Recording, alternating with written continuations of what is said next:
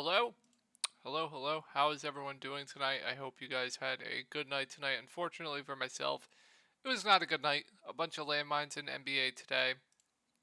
But yeah, if you don't know who I am, my name is Shook. I make videos for NBA, I make videos for NFL. I'm starting to do some CSGO videos as well. All of these videos get posted onto this subreddit if you are watching from YouTube and you don't know who I am. All the videos go to this subreddit. It's called DF Sports. I post there was no news today, but usually I'll update the post with all the news that comes out and what that changes for me. People talk strategy here. You can ask me questions. I respond to absolutely all of you, as you can see here. Hundreds and hundreds of comments. I will reply to all of your questions, so definitely check it out. And if you ever need to get a hold of me, you can get a hold of me on Reddit Messenger, or you can get a hold of me on Twitter at Tory Langley 1992. That is my Twitter handle. And then if Discord is something you are interested in, I will have a link to that down below in the comments section. So let's take a look at my lineup from tonight. So I had to make some pivots tonight. Um, with that Golden State game going into overtime, with the Toronto game smashing, I had to make some pivots. So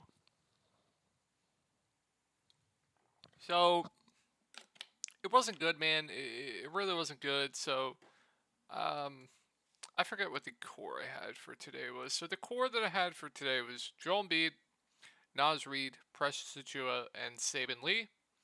I also made my own projections today for fantasy points. So if that's also something you're interested in, I'll probably keep doing that because I thought it was pretty fun. I made my own median fantasy point projection right there. Um, so yeah, that was the core. Embiid, I'm not sure how he finished. I think he finished pretty well, like 55 fantasy points. We take a look, 53.75. That's fine. And then Precious smashed. Saban Lee smashed. I told everyone though to get off Saban Lee if you could without him starting. I thought there was a very real chance of a DNP. It was looking like he was going to DNP, but I think when Sarge got into massive foul trouble and then there were less bodies and Cam on a limit, they let Saban Lee go. He played 30 minutes tonight. He absolutely broke the slate. Um, he's not even in the winning lineup here. But yeah, he 10x, so that was unfortunate. So if you kept Saban Lee, good for you. I personally thought he was a terrible play once we got news that he wasn't starting at that ownership. But yeah, I originally had Joel Embiid, Saban Lee, and Josh Hart. I had to pivot off that because I couldn't eat the Saban Lee chalk with my lineup not doing well. I told everyone in Discord I was playing a low-owned Steph Curry, so we all got to Steph Curry in the Discord. He absolutely smashed. So if you guys also got to Steph Curry in the Discord, congrats to you. Hopefully that helped you have a big night. And then I rounded out my lineup with Anthony Edwards, Torian Prince, Naz Reid. This guy, man. This guy. This guy is so freaking tilting, man. Kyrie Irving, who... Can we talk about this? Kyrie Irving had 25 fantasy points going into the fourth quarter. He had 25. This man just went for 36 fantasy points in a quarter. That is absolutely insane. 35 fantasy points in a quarter. I finally got a good Kyrie game. I can rest, I can go to sleep at night. And then I made it a priority to try to get to Damian Lee. And then I went to a low owned D'Anthony Melton because once again my lineup wasn't doing too hot. So I had to go to low owned plays, which was the smart thing to do. I went to a low owned Kyrie. I went to a low owned D'Anthony Melton. I thought Damian Lee was going to be a little bit lower owned than that, so maybe I shouldn't have went to him, but I thought he was going to be much, much lower owned. I didn't think people had that much room to swap, but I guess people did. He was projecting to be popular anyway, so I guess when that Saban Lee news came out, more people just swapped, so makes sense, I guess, but Not going to be a good night for me, but we've been on a heater of late, so it's definitely expected to have some bad nights every now and then.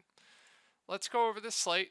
So we have the Pelicans at the Orlando Magic. Not necessarily the best matchup here for the Pelicans, but we got some key news to keep an eye on here. And that is going to be Najee Marshall, who is questionable. That is going to change a lot, and we have Herb Jones questionable. We'll go over it both ways. If they are both in, like CJ's playable, Jonas Valanciunas played 30 minutes last game. Or no, he didn't. Okay. Well, he was on pace to play around 30 minutes. So I always like JV for GPPs because he's going to be extremely low owned and he's extremely volatile. But if his minutes are going to keep ticking up to that past that 30-minute mark, I definitely do like him for GPPs.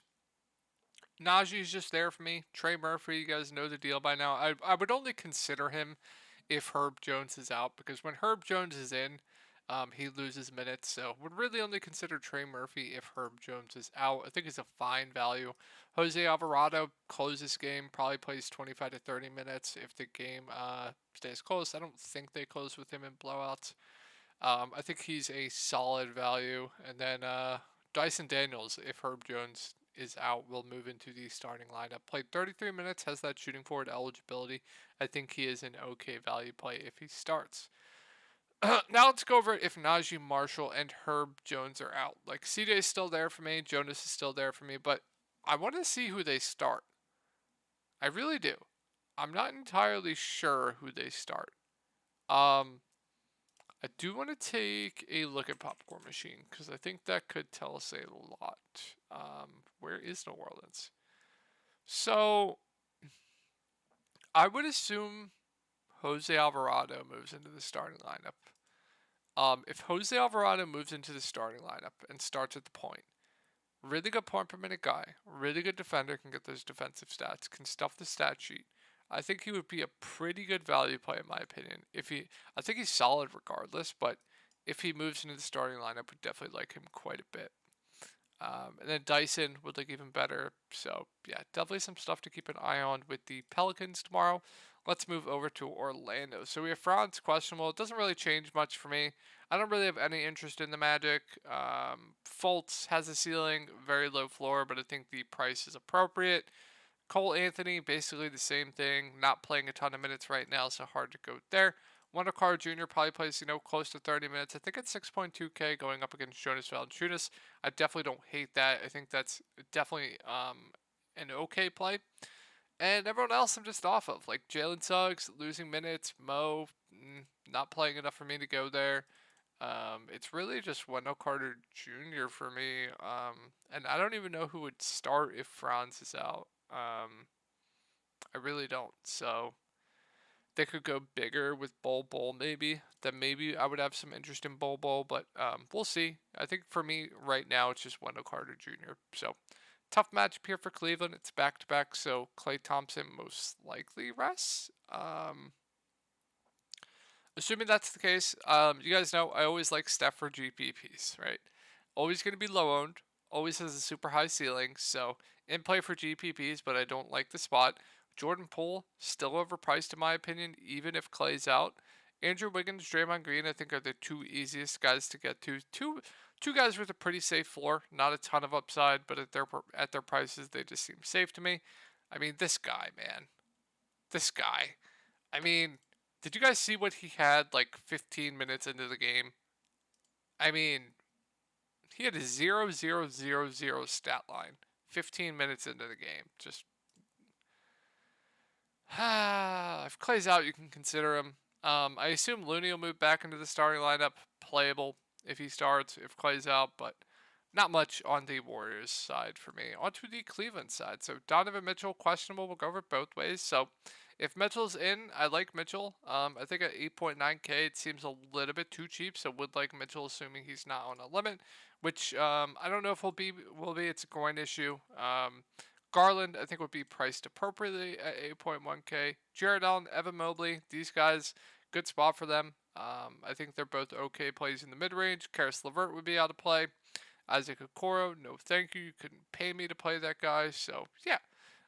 Just Mitchell at the top for me if he is in, and then the bigs would be okay. But if Mitchell's out, that changes a lot. Garland's gonna look really good at 8.1K. He gets a huge usage bump. Gonna have to do everything for this team. I've been targeting Golden State all year. Why would I not do that again? So would really like Garland. The bigs are just there for me, and I would really like Levert. He played 42 minutes in regulation last game.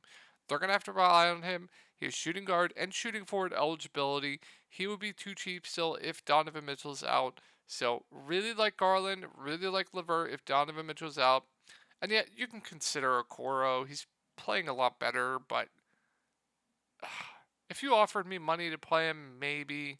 But oh god, it's not a fun roster. It's really not.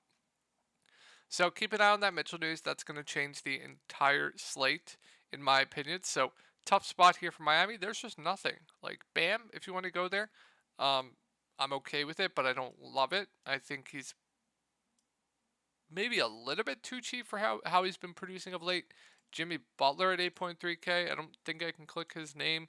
Tyler Harrow is a little bit still pricey for me with everyone healthy. Same with Victor Oladipo. I guess Kyle Lowry is okay if he's not on a limit at 5.1K, but still even that. Um, I guess he's a little bit too cheap, but still don't love it. And that's it. Yeah, not much on the Miami side. Let's move over to Dallas. So we have Christian Wood out. We have Tim Hardaway Jr. probable. Not the best spot. You have Luka at 12-4. So obviously Luka's matchup proof, right? Luka's always going to be a good play no matter the game environment. So he's always in play for me. Don't have to go too into analysis there. And that's probably it. Dinwiddie's still overpriced. Tim Hardaway Jr. back muddies the water. I think Dorian Finney-Smith is actually someone I do have interest in tomorrow. So he's going to be low owned. He went back immediately to playing 35 minutes. Now, a good rebounder, a good defender, can get those defensive stats as well. I don't love the matchup, but I don't hate it. I actually don't hate Dorian Finney-Smith at 3.8K. And then Dwight Powell at the flat min price probably plays around 20 minutes.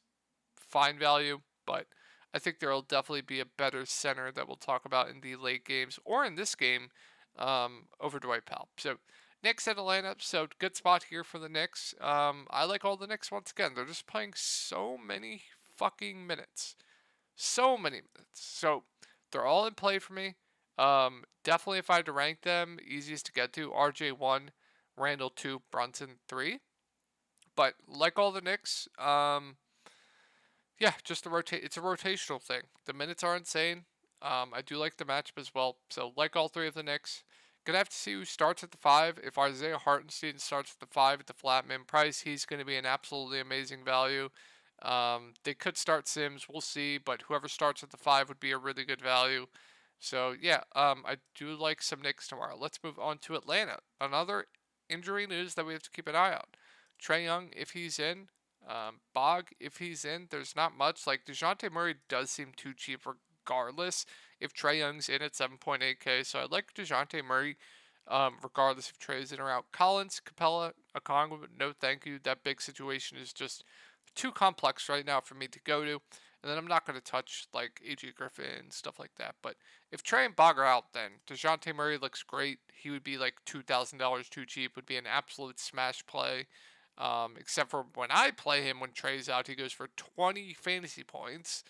But would love Murray tomorrow if Trae's out. Collins would be playable. I'm not going to get to the bigs, though. And then if Bog's out, you can consider guys like AJ Griffin.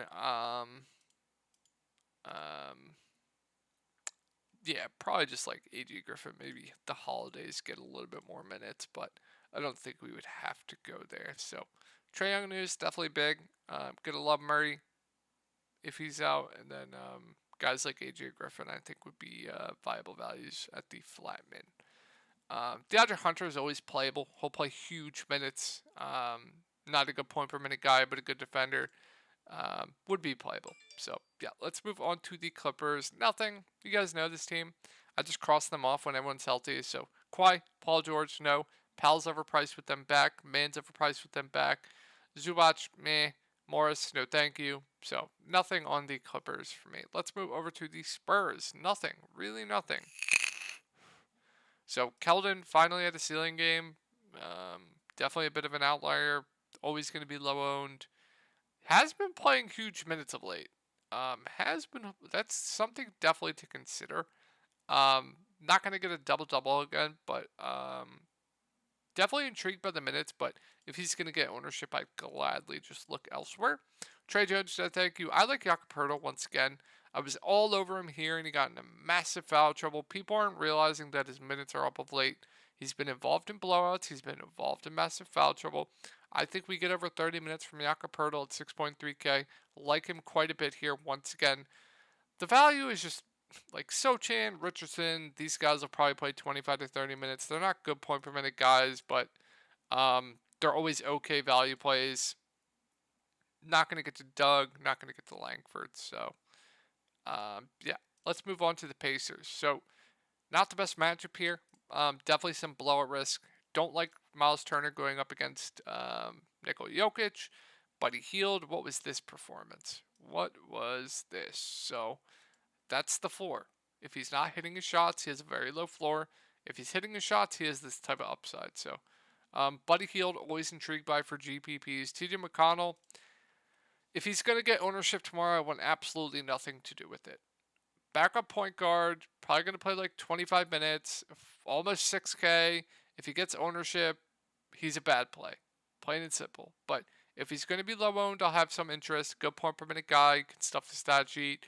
Will get extended at times. Would have some interest if he's low owned. Matherin, no thank you. I really like Nembhard once again here. I think if this game stays close, he's probably playing, close to 30, 35 minutes.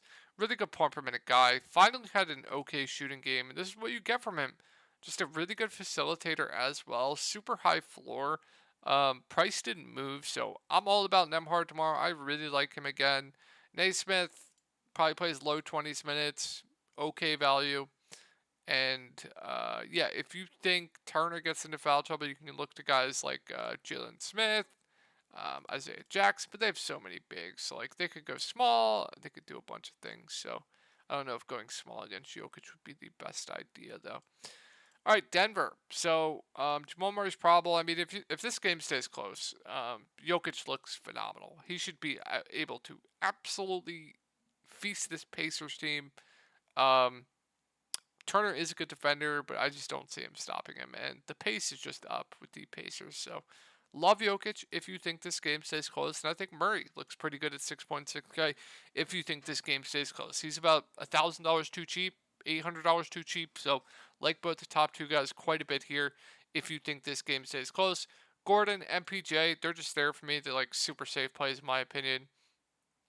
KCP, he'll play around 30 minutes, 35 minutes. Very scoring dependent, but another playable value if you want to go there. And I think that's it for Denver. Last three games here, guys. Brooklyn at Utah. And I'm really sad that Kyrie had a big game tonight because I was going to hope to get him at low ownership tomorrow. And I don't know if that'll be the case now. But if Kyrie's low owned going in a good matchup in a pace-up spot against Utah, I like him a lot for GPPs. So, like Kyrie, Claxton, Simmons, no thank you. I think Simmons is still playable at 7K. Good defender, stuff the stat sheet, really good matchup. So, prefer Simmons to Claxton. Royce, no thank you. Seth, no thank you. Warren, no thank you. Joe Harris is fine, but had a ceiling game tonight. Okay value play. Very, very scoring reliant. Let's move on to Utah. So, good spot here. Markkanen, I still think is overpriced, but keeps getting there. I'll keep saying he's overpriced. Don't love it. Clarkson, no. I really like Walker Kessler once again. I've been on him here, been on him here, been on him here every time. Not against the Sixers, I wasn't on. I think I was on him in the lineup, but still too cheap at 5.7K. Minutes up and up as long as he can stay out of foul trouble.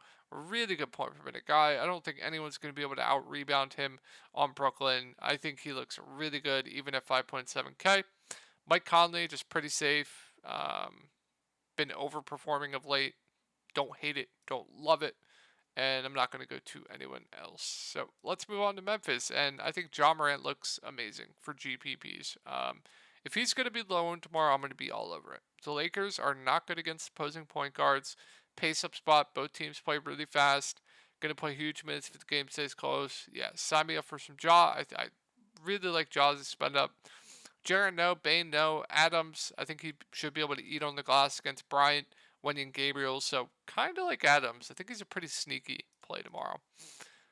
Brooks is playable now that he's down to 4.8K, but he's another guy that I just like absolutely hate rostering. So let's move on to the Lakers. So LeBron, super safe floor, super high ceiling. Always like him as a spend up. Price went down for some reason. I wish he had shooting forward eligibility. Stop with the power forward centers bullshit, even though he's playing every position. But like LeBron, Westbrook I think is overpriced. Thomas Bryant's minutes are on a downtrend, so don't play him.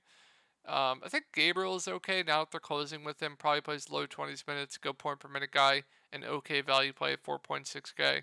Troy Brown lost minutes last game, so hard to go there. Couldn't pay me to play a guy like Patrick Beverley, so yeah, let's move on to the last game of slate. And I like this game quite a bit.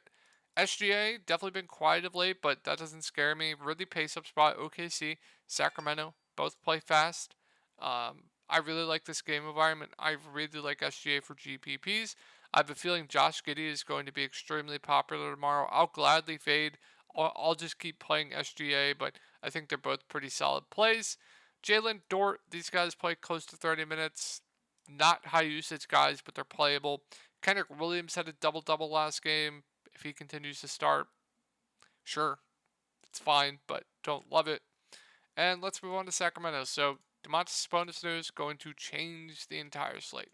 If he's in, there's not much. It's just Sabonis and Fox for me at the top, and like maybe some sprinkles of Kevin Huerter or Keegan Murray. But if Sabonis is out, that just changes everything. Like Fox is going to look like one of the best plays on the slate at 8.2K. Would absolutely love him. Barnes played 40 minutes last game. He would be in play. Kevin Huerter, I think, would be a very solid play in the mid-range. He gets a usage bump. Keegan would be in play. Trey Lyles probably plays 20, 25 minutes in play for value. Rashawn Holmes played a lot more than I thought he was going to play. He played 31 minutes, good point per minute guy.